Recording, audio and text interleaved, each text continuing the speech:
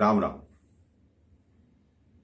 कहते हैं अगर आपका विश्वास सच्चा हो और आपके मन में प्रेम भाव हो तो आप संसार में जो कार्य असंभव होते हैं उनको भी संभव करके दिखाते हो।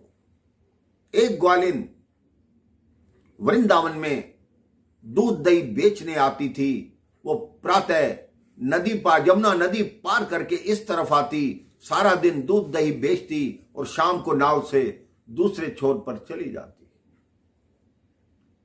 उसका रोज का यही नियम था। एक दिन उसका दूध दही जल्दी बिक गया।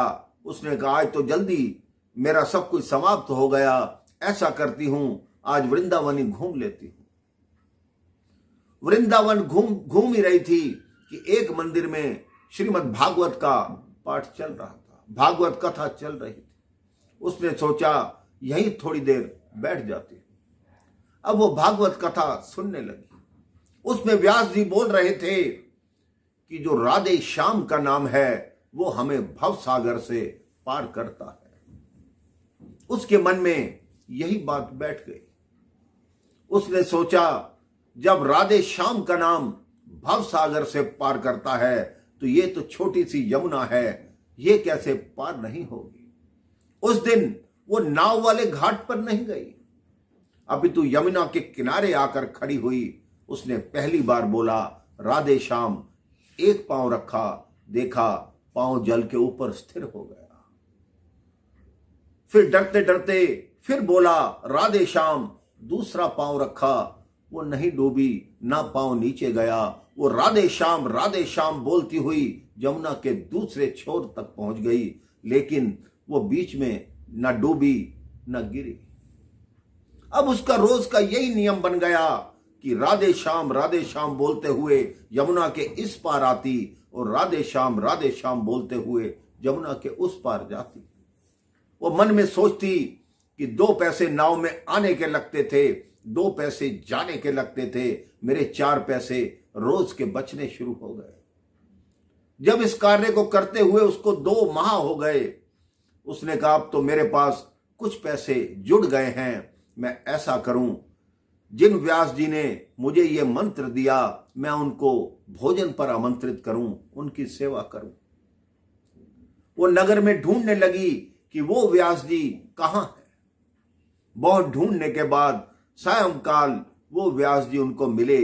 उन्होंने कहा कि गुरुजी आपको मेरे यहां कल भोजन करना है। गुरुजी ने कहा ठीक है, अवश्य चलेंगे, आप प्रातः 10 बजे मेरे को ले जाना। अगले दिन प्रातः 10 बजे वो गुरुजी के पास आई। गुरुजी तैयार हुए, अपनी छड़ी उठाई, अपनी घड़ी पहनी। अब गुरुजी उनके साथ चले।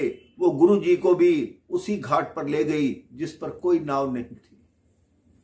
गुरुजी आश्चर्य से देख रहे कि नाव कहां है, हम यमुना पार कैसे करेंगे।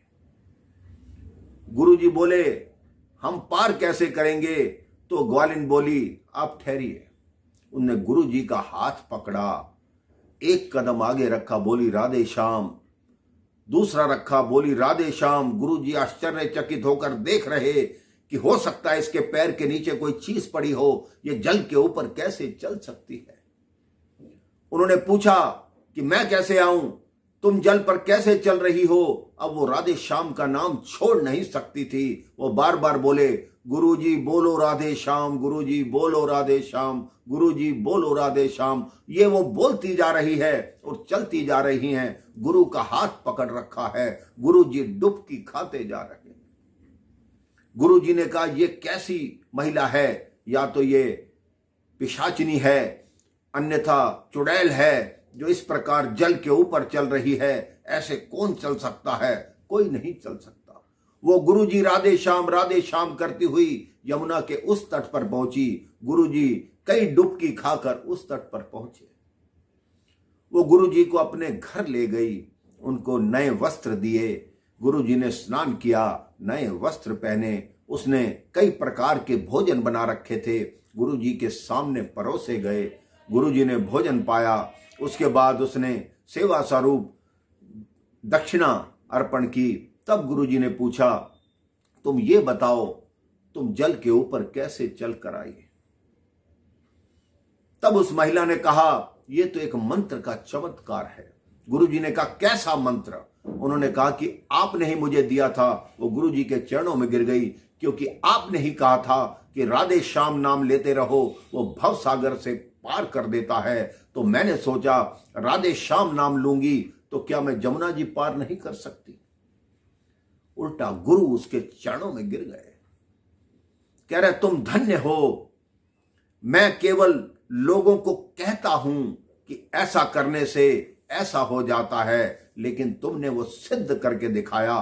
तुमने अपने मन में सच्ची भक्ति रखी, सच्चा विश्वास रखा, तभी भगवान ने तुम्हारी सहायता की। आज तुमने मेरी आंख खोल दी। आज के बाद मैं भी जीवन में ये नियम बनाता हूं कि भगवान राधे श्याम पर पूर्ण भरोसा करूंगा, अपना जीवन उन्हीं की सेवा में लगाऊंगा। तो आप सोचिए, वो ग्वालिन जो पढ़ना लिखना नहीं जानती थी, भगवान के प्रति प्रेम और भगवान पर विश्वास से उसने कैसे जमुना पार कर ली। आप भी अपने मन में भगवान के प्रति प्रेम और विश्वास रखिए, आप भी भवसागर से पार हो जाएंगे। राम राम, जय श्री राम।